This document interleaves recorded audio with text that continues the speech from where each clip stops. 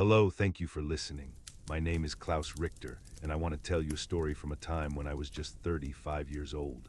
Before the jackboots and the banners, before the world decided to tear itself apart, my life was ruled by the quiet authority of paper. I was a policeman in Berlin. My world smelled of ink, floor wax, and the damp wool of civilian coats. It was a world of procedure, of evidence filed in triplicate, of a logical progression from chaos to resolution.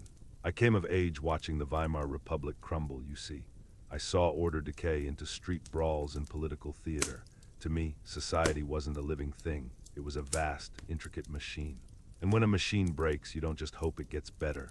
You find the broken part, you consult the schematics, and you fix it. You restore its function. That is all I ever wanted to do. For many, the Reich was an ideology. For me, it was the ultimate schematic. It was harsh, yes, but it was a system. It imposed order on chaos. So when they asked me to serve, not in a police uniform, but in the quiet shadows of the Abwehr, it felt like a promotion. The crime scene was simply larger now. It was all of France. The criminals were saboteurs, spies, resistance fighters. The job, however, was the same. Find the broken part, remove it, and restore the function of the machine. But the manuals, the training, the entire philosophy of my life, it never prepared me for the fundamental question that found me in 1942. What does a policeman do when he uncovers a crime, and the evidence points not to the enemy, but to the very authority he serves? What happens when you realize the rot is not outside the walls, but deep within the foundation? For me, that question wasn't philosophical.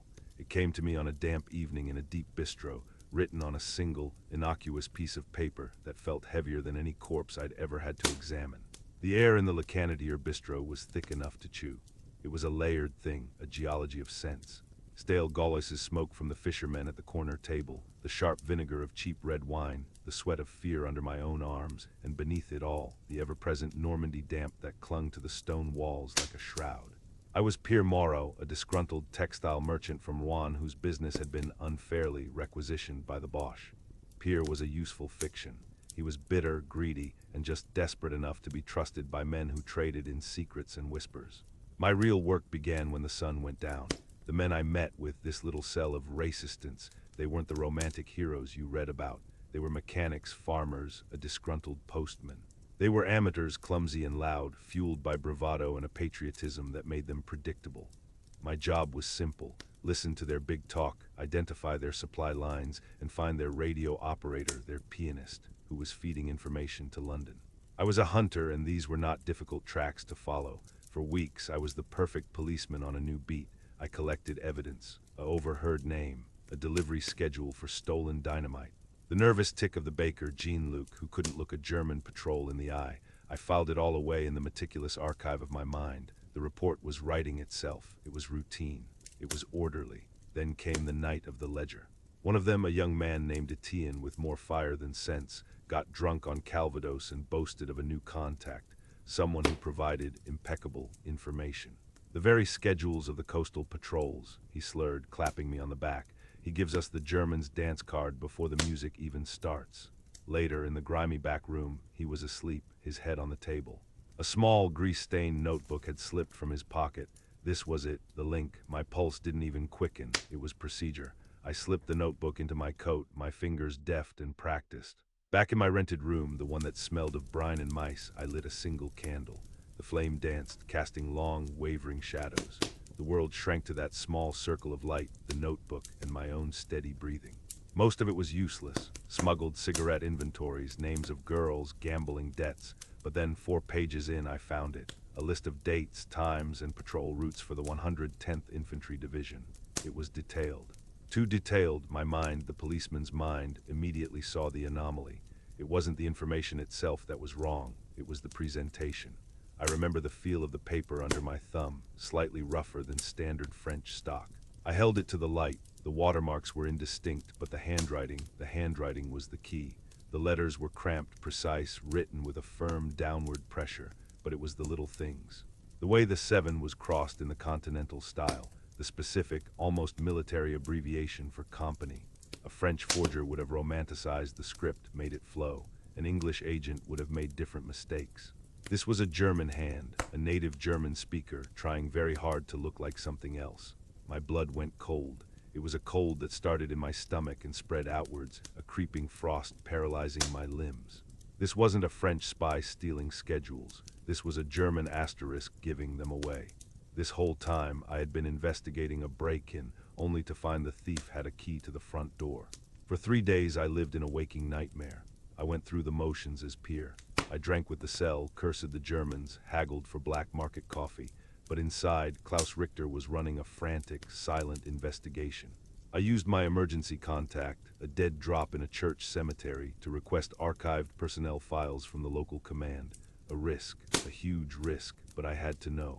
The reply came 2 days later, concealed in a hollowed-out loaf of bread.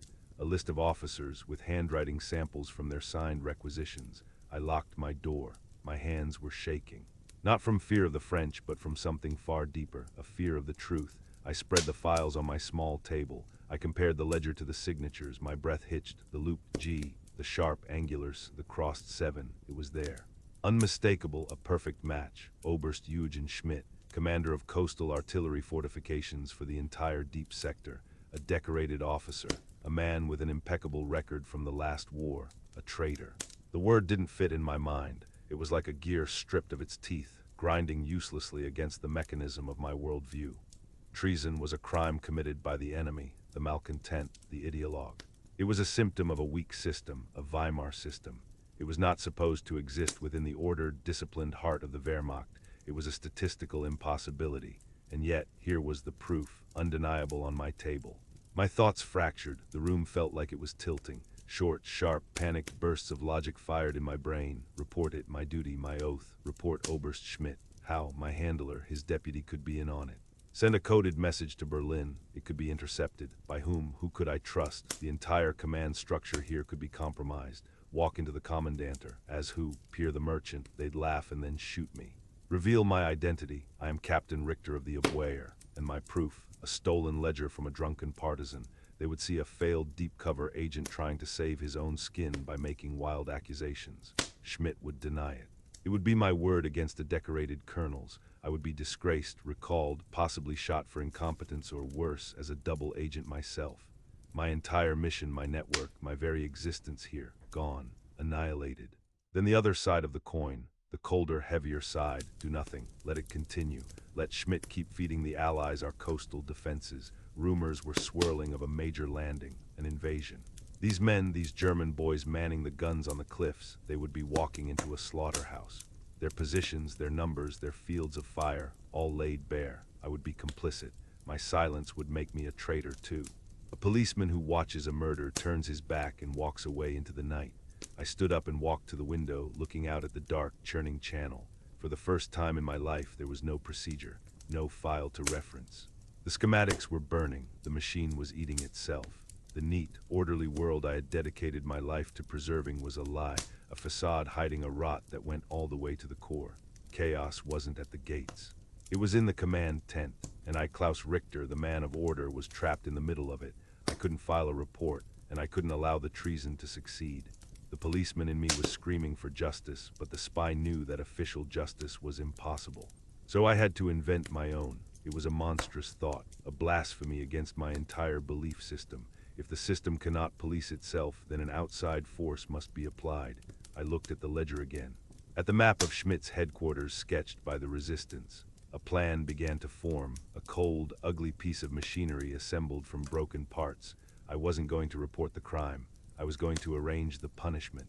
And I would use the criminals to deliver the sentence. That night I met with Etienne. I was no longer just collecting information. I was planting it. I feigned frustration.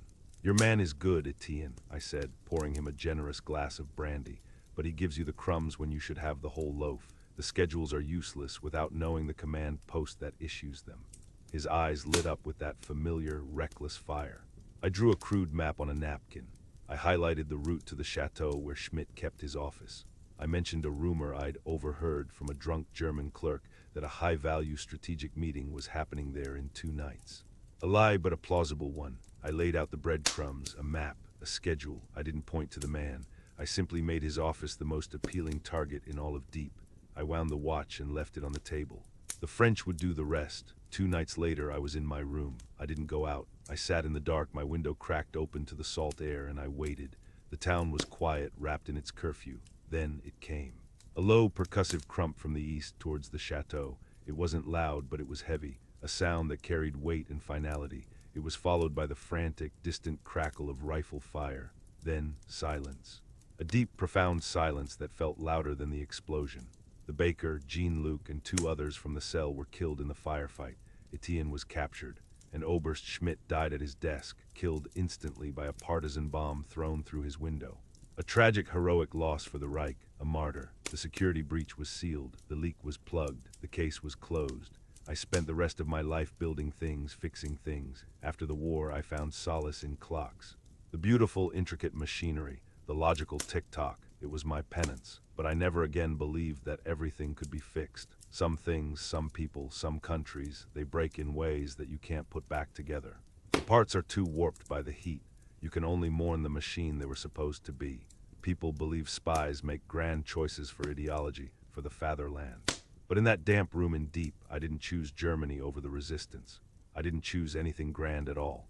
I was faced with 2 broken systems, one corrupted by treason, the other by rebellion, and I chose the path that let me survive the night while upholding a twisted semblance of my duty. The hardest lesson of that war was not about the enemy you face across a battlefield. It's about the rot you find in your own foundations. It's learning that when the institution you serve is compromised, you cannot call for help. You are the help, and sometimes the only way to save the house is to burn a room down yourself and spend the rest of your life living with the smell of the smoke. This memory is a piece of shrapnel I carry. It's heavy. Help me carry it. Subscribe and ensure these stories are never left to rust in silence.